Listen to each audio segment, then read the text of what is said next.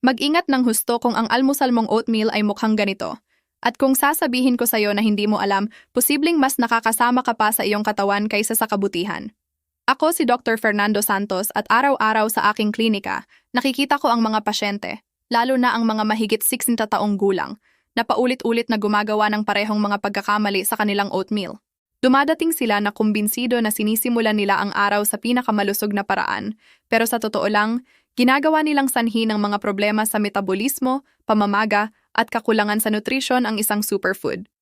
Sa mga susunod na minuto, sasabihin ko sa iyo ang 7 pagkakamali na kailangan mong itigil na agad para maging puno ng kalusugan ang iyong almusal at hindi puno ng problema.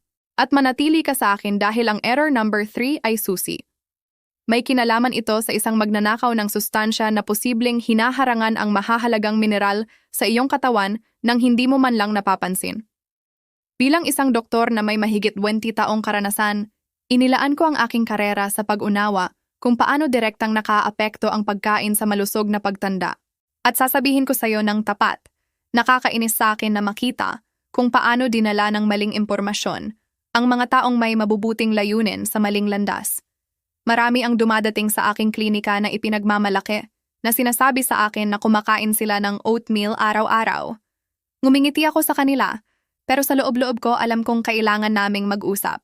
Nakita ko sa sarili kong mga mata kung paano nakakapag-ambag ang isang mangkok ng oatmeal na mali ang paghahanda sa pagtaas ng timbang, sa mga pagtaas ng asukal, na nakakawala ng enerhiya sa pamamaga at sa paglala ng mga kondisyon tulad ng prediabetes. At hindi ito mga hiwalay na kaso. Ito ay isang pattern na paulit-ulit na nangyayari. Pero narito ang maganda, hindi mo kailangang iwanan ang oatmeal kahit na ano. Kapag tama ang paghahanda, ito ay isang kahangahangang pinagmumula ng soluble fiber. Ang sikat na beta-glucano, nakilala sa pagtulong na pababain ang kolesterol, alagaan ang iyong puso, at patatagin ang asukal sa dugo. Ang problema ay hindi kailanman ang oatmeal, kundi kung paano natin ito inihahanda. Ang aking pangako ay simple. Sa pagtatapos ng video na ito, hindi mo lang malalaman kung ano ang mga 7 pagkakamali, kundi bibigyan din kita ng aking gintong formula, isang hindi nagkakamali na paraan para ihanda ang perpektong mangkok ng oatmeal, isang almusal na talagang gumagana para sa'yo. Kaya magsulat ka dahil aalisin natin ang mga mito at babaguhin ang iyong almusal ng tuluyan. Bago tayo magsimula, isipin ang oatmeal bilang isang sasakyang pangkarera. May potensyal itong manalo sa karera ng iyong kalusugan. Pero kung mali ang ipinapasok mong gasolina o mali ang pagmamaneho, hindi ka lang mawawala ng panalo, kundi sisiraan mo pa ang makina. Ang mga pagkakamali na tatalakayin natin ay eksakto iyon, ang maling gasolina na nasisira ang makina ng iyong metabolismo. Handa ka na bang matutong magmaneho ng iyong kalusugan tulad ng isang profesional? Simulan natin sa pinakakaraniwang pagkakamali sa lahat. Error 1, pumili ng mali na oatmeal, ang bitag ng mabilis na oatmeal. Ang unang pagkakamali at ang pinakamadalas ay ginagawa mo sa supermarket. Tinutukoy ko ang pagkahulog sa bitag ng instant oatmeal. Alam kong nakakatukso ito. Ang mga kahon ay kaakit-akit at nangangako ng masustansyang almusal sa loob ng 60 segundo. Pero para lutuin ito ng napakabilis, ang oatmeal na iyon ay ultra-processed na. Ang mga butil ay paunang niluto, pinatuyo, at ginawang manipis na sinisira ang malaking bahagi ng istruktura at fiber nito. Ginagawa nitong iba ang pagproseso ng katawan mo rito. Sa pagkawala ng komplikadong fiber, ang mga karbohidrato nito ay nasisipsip halos kasing bilis ng asukal. Ang resulta, isang pagtaas ng glucose sa dugo na sinusundan ng tugon ng insulin mula sa iyong pancreas upang kontrolin ito. Ang pagtaas at pagbaba na ito ay nag-iiwan sa iyo ng gutom at pananabik sa kalagitnaan ng umaga, nagpo-promote ng pag-iipon ng taba, at sa paglipas ng panahon ay nagpapataas ng panganib ng insulin resistance. Bukod pa rito, marami sa mga paket na iyon ay puno ng idinagdag na asukal at artipisyal na pampalasa. Ang solusyon ay simple, bumalik sa mga basic. Balewalain ang mga may kulay na kahon at hanapin ang mga simpleng supot na naglalaman ng tradisyonal na oatmeal flakes o ang pinakamagandang option, oatmeal na may butil na ginupit, steel-cut oats. Ang tradisyonal na flakes ay sadyang dinurog lamang at pinapanatili ang fiber. Tumatagal ito ng 5 hanggang 10 minuto upang maluto at doon ang susi. Ang may butil na ginupit ay mas maganda pa nutritionally, bagamat nangangailangan ito ng 20 to 30 minuto. Basahin ang label. Dapat ay 100% whole grain oats lamang ang nakasulat. Kung makakita ka ng asukal o mahabang listahan ng sangkap, iwan mo na doon. Error 2. Lutuin ito ng sobra hanggang maging parang pasta. Ang pangalawang pagkakamali ay isang bagay na marami ang akala ay tama. Lutuin ang oatmeal hanggang maging malambot at malapot na parang gum. Pero ang malambot na texture na iyon ay sinisira ang iyong almusal. Kapag inilagay mo ang oatmeal sa napakataas at matagal na init, sinisira mo ang ilan sa mga sustansya nito. Ang ilang bitamina sa B-complex tulad ng thiamine B1 ay sensitibo sa init at maaaring mabawasan. Literal mong pinapawalang bisa ang bahagi ng mabuti. Pero higit na mahalaga, ang sobrang init ay maaaring makaapekto sa istruktura ng beta-glucano fiber. Sa halip na bumuo ng malusog na gel sa iyong bituka na humahadlang sa kolesterol at nagpapabagal sa pagsipsip ng asukal, ang sobrang lutong fiber ay nawawala ng bahagi ng bisa nito. At bagamat hindi ito pangunahing panganib sa oatmeal, ang pagluluto sa napakataas na apoy, lalo na sa gatas, ay maaaring mag-ambag sa pagbuo ng mga pro-inflammatory compound na tinatawag na AGEs. Ang solusyon ay lutuin ng may pagmamahal, sa katamtamang mababang apoy, hindi kailanman sa buong lakas. Hayaang kumulo ng mahina. Para sa tradisyonal na flakes, mika hanggang 20 minuto ay sapat na. Ang layunin ay maging malambot ang mga flakes, pero panatilihin ang hugis. Dapat ay may bahagyang texture kapag ngumunguya, hindi parang lugaw. Isang trick. Alisin ito sa apoy kapag medyo malabnaw pa. Lalapot ito habang nagpapahinga. Error 3. Kainin ito ng walang pagbababad. Ang magnanakaw ng sustansya na nakatago.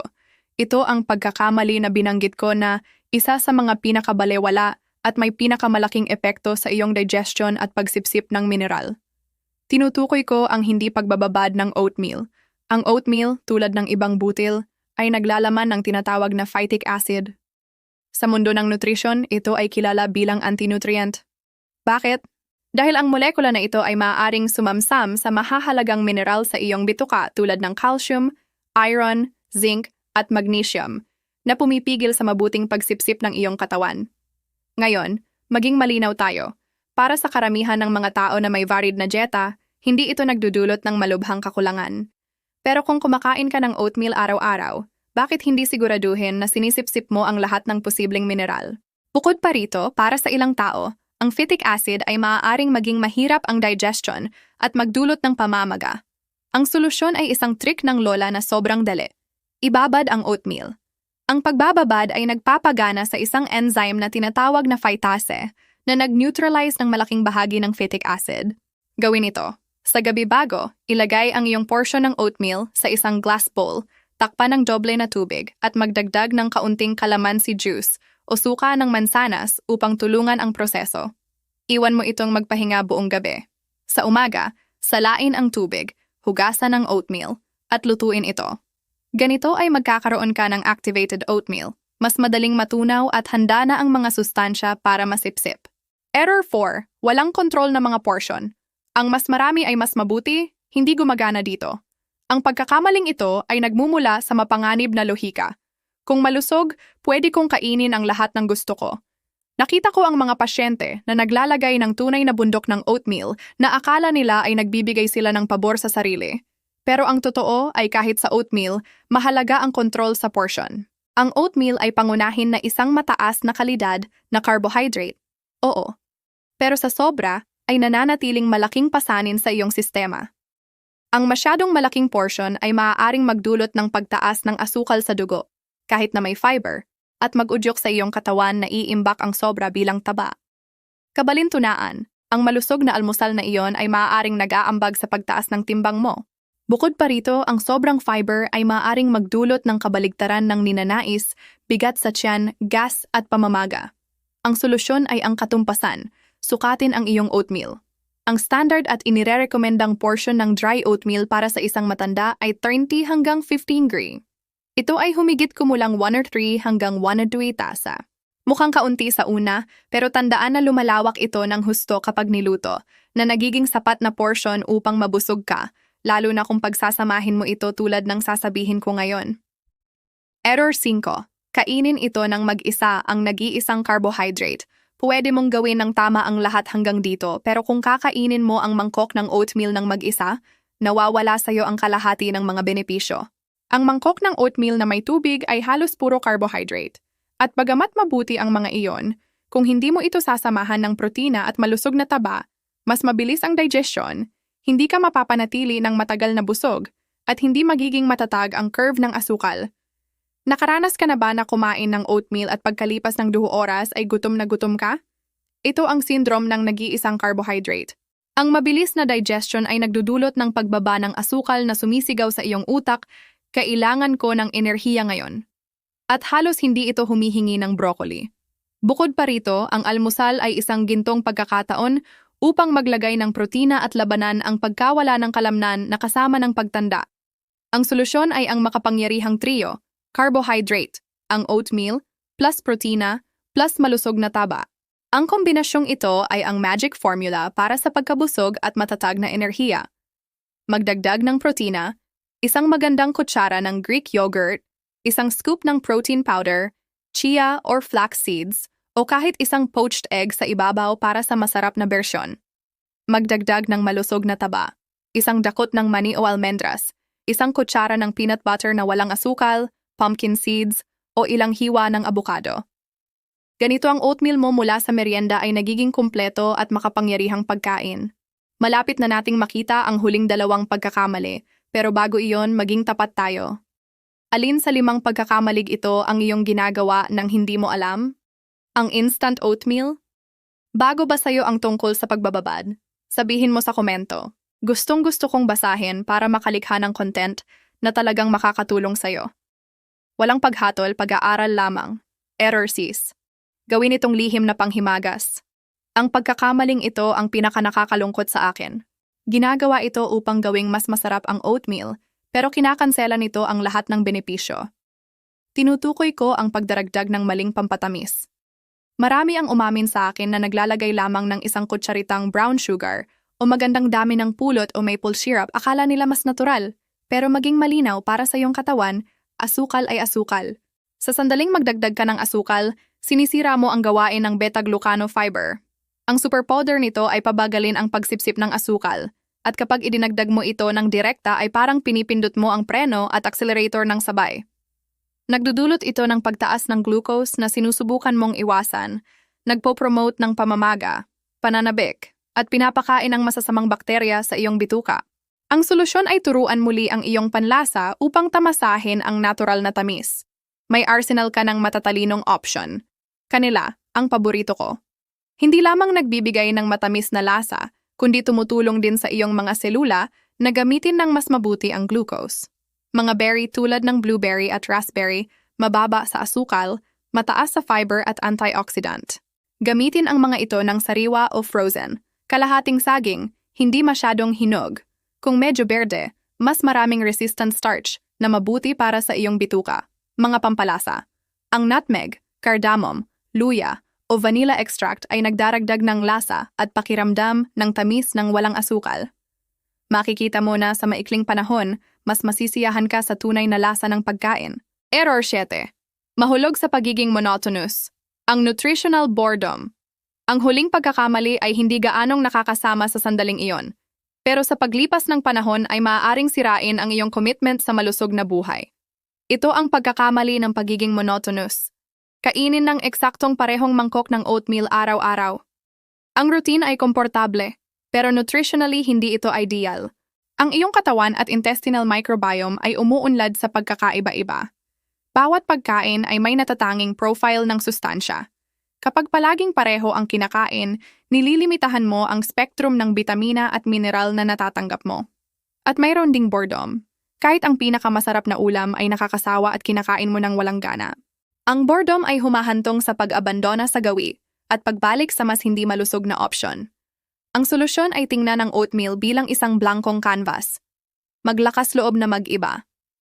I-rotate ang mga pampalasa, protina at taba. Isang araw, yogurt at almendras. Sa susunod na araw, protein powder at chia. Sa isa pang araw, salty version na may itlog at abukado. Iiba ang mga prutas ayon sa season. Subukan ang ibang preparasyon. Overnight oats, oatmeal na binabad sa malamig. Haluin sa isang garapon na may yogurt at prutas sa gabi. Sa umaga ay may creamy at handa ng almusal. Baked oats. Haluin na may itlog, gatas, at pampalasa at i-bake sa molds. Nagiging parang maliit na cake na malusog. Oat pancakes. I-blend ang binabad na oatmeal na may itlog at saging para sa masa ng pancake na puno ng fiber. Ang pagkakaiba-iba ay hindi lamang mas masustansya, kundi pinapanatili rin ang excitement sa iyong almusal. Konklusyon at gintong formula. Nagawa na natin. Kilala mo na ang 7 pagkakamali na pumipigil sa iyong samantalahin ang oatmeal mo. Tapos na ang instant oatmeal, ang sobrang lutong pasta, ang sobrang asukal, at ang monotony. Ipinangako ko sa iyo ang isang simpleng formula, at narito na ito. Tinatawag ko itong gintong formula ng Dr. Santos para sa perpektong oatmeal. Ito ay 7 simpleng hakbang. Pumili ng whole oat flakes o steel-cut oats. I-activate. Ibabad ang iyong portion sa gabi bago na may tubig at kaunting kalamansi. Sukatin. Gamitin ang 30 hanggang 50 gram, mga 1/3 hanggang 1/3 tasa ng dry oats. Lutuin sa mababang apoy sa loob ng 5 o 10 minuto hanggang malambot pero may texture. Ipotensya. Palaging idagdag ang iyong makapangyarihang trio, isang pinagmumulan ng protina at isa ng malusog na taba. I-season. Gamitin ang mga pampalasa tulad ng kanela at natural na tamis ng mga berry. Iiba. Maging malikhain. Baguhin ang mga dagdag araw-araw. Kung susundin mo ang mga hakbang na ito, kinagarantiya ko na ang iyong almusal ay magiging direktang investment sa iyong kalusugan. Mas kaunting pamamaga, mas maraming enerhiya, at isang katawan na magpapasalamat sa iyo. Ang kapangyarihan ng pagbabago sa iyong kalusugan ay nagsisimula sa unang pagkain ng araw. Umaasa ako ng buong puso na makakatulong ng husto sa iyo ang gabay na ito. Kung natutunan mo ang isang bagay na mahalaga ngayon, ang pinakamagandang pasasalamat na maibibigay mo sa akin ay tulungan na maabot ang impormasyong ito sa mas maraming tao. Mangyaring mag-subscribe sa channel, i-on ang bell, at ang pinakamahalaga, ibahagi ang video na ito. Isipin ang isang kaibigan o kamag-anak na kumakain ng oatmeal araw-araw. Ang pagpapadala nito ay maaaring maging isang malaking regalo para sa kanyang kalusugan. Salamat sa iyong oras. Ako si Dr. Fernando Santos at ang aking misyon ay bigyan ka ng mga tool upang kontrolin mo ang iyong kagalingan.